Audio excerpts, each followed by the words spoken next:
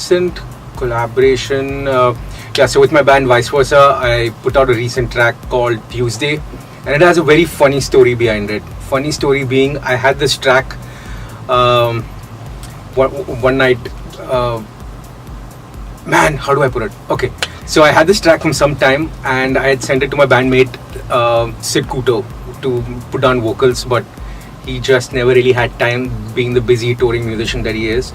And I was recording vocals for a very secret project at his home studio, and he was saying, "Man, hey man, it was good fun doing a track with Vice Versa, because for our first EP, my band Vice Versa's first EP, we had one song which featured him, and that was a blast to do. It's just that we never got to do that song on stage, called Bad Samurai." And he said that it would be lovely to do another song. I'm like, "Are you sure? Are you sure you'll do another song?" He said, "Yes, I'll do." I pulled out my pen drive. I pulled out my pen drive. I told him, "This is the lyrics. This is what I want you to do." And for the hooks, he had to go really. I told him, "Man, bring out your sexy voice." And this was at his home studio setup. So his wife was there, Renuka. And I'm like, "Look at Renuka. You got to bring out that." And he was looking at her and singing, and that lady was flustered. "Oh my God, my husband, what is he doing to me?" She was full blushing and everything. So yeah, that process of recording that song was amazing. It came out fantastic. Ankur was there while I was doing the vocal melodies for that song, and I'm like, "Hey man, you should do a verse." He's like, "Okay, I'll do a verse." Caught him, gave it to him. He did the verse. That was the collaboration, Tuesday. Go check it out right now on soundcloud.com/vicepersonation/Tuesday. Wow, that's a mouthful.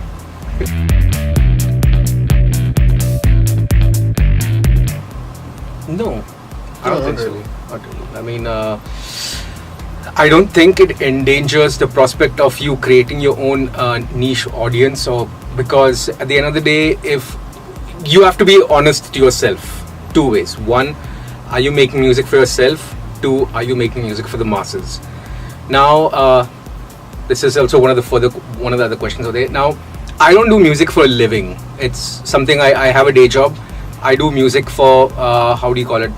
Sanity of the heart and the soul and the mind. At the end of the week, hey, let out all the frustration on stage or in the jam room or in the studio. So my case is different, but in the case of people who do music for the masses, for example, no, you are also kind of. Okay, jingles are masses. Jingles are masses. Jingles are for the masses. Yeah. So, correct me if I'm wrong. Do you think it's like there is no emotional? You don't. When you're doing a jingle, is it like you feel like this is your song, or you just did a job? Sometimes I do. Sometimes I do. It depends on who I'm working with, what kind of a jingle it is, what the film is about. Like some of them, one thing is for certain, most jingles that I've done, you name it, I'll still be able to sing it to you. I remember the lyrics, I remember the tune, I remember the scale, more or less. So once I've recorded something, it's inside me. So for me, I think I do feel a personal connection to most of the stuff that I record. Because I feel like I give it everything that I have. If I don't get that personal connection, then I'm not giving it everything. Well, he's an exception, but most of the session musicians I know, they don't really have that emotional connect. They don't feel like they own that art they've done, they've created. They just go and play whatever's been told to them, or they sing whatever's been told to them. So yeah, when you're doing music for the masses, that time you're singing for everyone. Yeah. There's no really one particular section of audience. I'm guessing when you're doing your own, when you're not doing music for a living, you're just doing it for yourself. Yeah, there will be times where you'll only cater to the fast prog 17 by 18 time signature loving people, or the death metal growls people, or the psytrance people, whatever you create music for. But then at the end of the day, somewhere deep down inside, everybody wants to reach out to more people with their art. Of course. So I don't think branching out or having your pies in different finger, different types of feathers on your hat is going to hamper your niche I also audience. feel it just helps you grow as a musician. The more people the more people you collaborate with, the more different kinds of genres you experiment with. You might not be good at all of them, and then you figure out what your strengths are, what your weaknesses are, and if you want to work on those weaknesses, you do more of that until you get better. So for me, that's why I do everything. I do jingles, I do Bollywood, I do, like, I've even composed like stuff for TV. I've composed stuff for web. I've done collaborations with like hip hop guys, in the people who produce hip hop, electronic music, metal, acoustic, you name it. I mean, for me, it's as long as I keep getting to do what I love. Like the indie stuff may not pay as well or may not pay at all in some cases, but you do it for the love of it, you know. Most cases, Yeah, most cases it doesn't pay, but you do it for the love of it, you know. So Yeah. for me, that's what it, and that whole sanity thing that you said makes a lot of sense to me too, because while I do feel a connection to all the stuff that I sing commercially, at the end of the day, I go into the studio and I get out. I'm in the next studio. Maybe on the same day, maybe the next day, maybe 5 days later. But if I'm doing a collaboration with someone, I don't know. It's a different kind of a connection for me. For me, there's no other option. For me, like, I can't do anything apart from doing what I'm doing right now. I've tried doing several other things. I've tried being a sound engineer, tried being a writer. I can't. Yeah. I mean, there have been times where I've had like $5,000, $4,000 in my account. Even off late. I mean, but it's cool, you know. But I make it work somehow. Well, I can tell you one thing, and it's from my experience and me doing this music thing for so long, that when you have a day job and you're not worried about money coming in from making music, the music comes from here. That's true. Otherwise, when you're worried about making a living out of the music, the music comes out of Batua. That is also true, to some extent. To some extent. You end up making some compromises sometimes. Yeah, I mean, to make that money, most of the time you're going to end up making compromises in your art, either diluting it or doing something that's totally not you and what you wanted to do in the first place. For me, it's more about my time management, because a lot of times I've already planned something else. Like I have got like friends or family over home, and I get a call saying, "Hey, can you come for a recording in half an hour?" I'm gone. Like, I have to make that call right there, because if I don't, that's probably a whole month worth of groceries, plus paying, like, I don't know, like paying my electricity bill gone if I don't do it. So for me, that's the struggle sometimes, because for me, work comes first. No matter what, I've been called at 11, 12, 1, 2 o'clock, I will go for the recording. So sometimes I feel like I wish I had the choice to say no at points, but I don't. Right now, the position I'm in right now, I don't, because if I don't do that job, I'm screwed. Like, I'm not making money. Like, my livelihood, my family's well-being depends on me going and doing the job. So, yeah. So yeah, probably having another day job aside little bit takes away the stress from you having to constantly worry about that payment from the gigs. Is it come? Is that this come? Is the advance come? I have to oh my god, I have to spend money on this, spend on that. It is there. It's always there, even whether you have a day job or no. But that fatka is little bit lesser when you have a day job. Also, I feel one more. I just want to add to that. I just feel like I get really fried if I'm doing a lot of work, especially doing this musical. Before I started rehearsing for this musical every day. Give a background. What musical musical is this? Okay, yeah. So I am a part of this musical called Sing India Sing, and we just opened at NCPA, Jamshed Baba Theatre. And the shows were phenomenal. It's like there's 11 of us on stage, 2 writers, a director, amazing director, 18 dancers, I think, 16 to 18 dancers, kick-ass visuals, kick-ass lighting, and music's by Clinton Cerejo. And we've been at it since, I just checked my Google Calendar, and my first vocal training lesson was in August last year. So I've been at it since then. Our staging sessions, no, okay, that's not true. But indie play. Yeah, it's not kind of crossover, you say. But anyway, we've been at it since April, and I forgot what I was saying. So because I've been so busy doing the play, when I had time, probably between April and July, I had started working on Runt again. I have another band called Runt, which is my baby. I write all the music for it, and I started writing music for Runt ages ago, and I started producing it. Vishal J Singh is actually producing it. But since these rehearsals started every day, I just haven't been able to do anything with it. The songs are complete, but they just need a little bit of production work.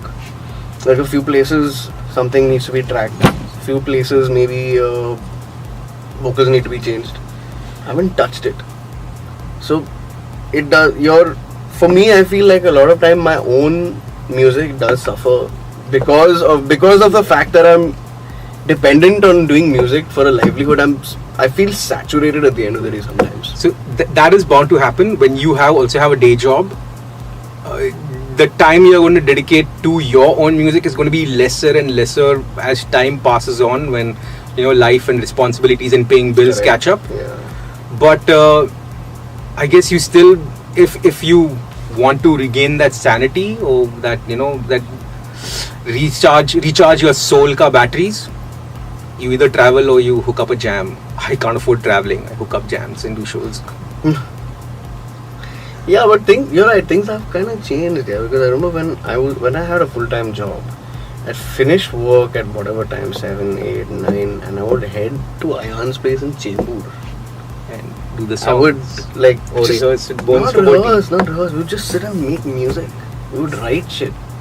And I would go back home after that. I'd sleep for a few hours and I'd go back to work, and we'd do this at least 4-5 times a week. Now Chembur traffic is too bad, you can't do that. Now he doesn't even live there.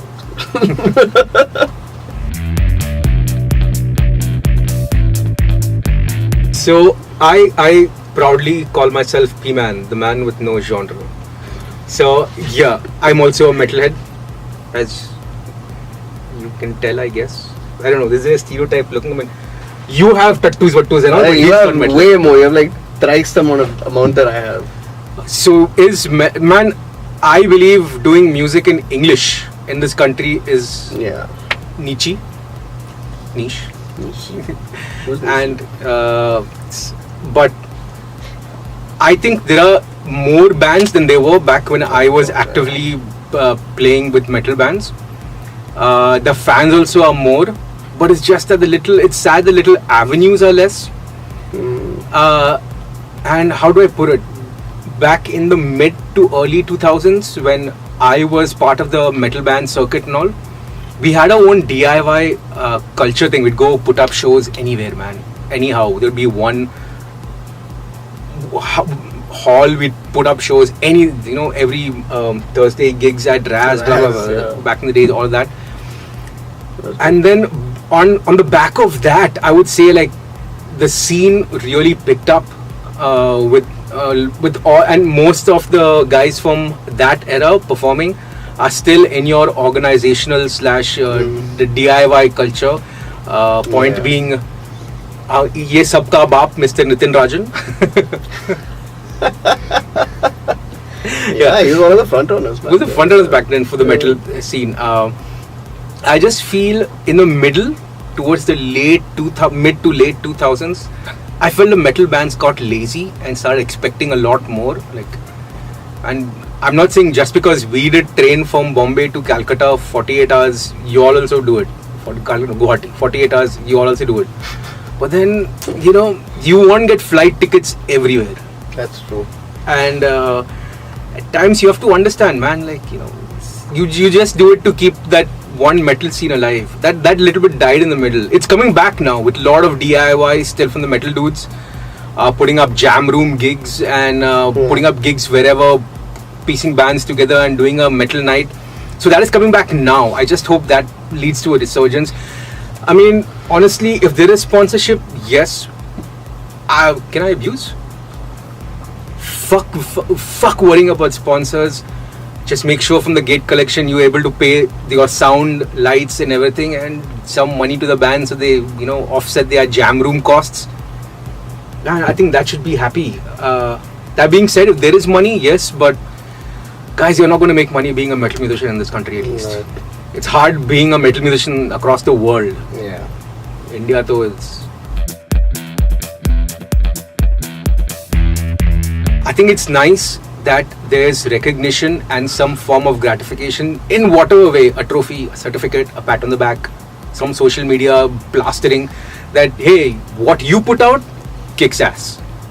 So it's nice that you get recognized in whichever way that what you've put out, be it an artwork or your collab or the production on your song, single, album, the single, whatever it is.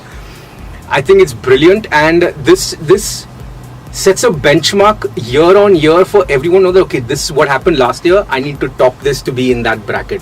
So I think RCFA is doing that job well of, I'm not saying giving something back, but making the musicians say, hey man, it's worth it. And I've been listening to some scratch demos that this producer from Bangalore, Mr. Doss, has been sending me. Fire as in, oh my god, I don't know what this guy is doing and why he isn't big. He's mental production. Wasn't he a part of Vice Versa at one point? He used collaborative. We used to do gigs together at that time, but it's ridiculous how sick he keeps getting in terms of his production and songwriting and all.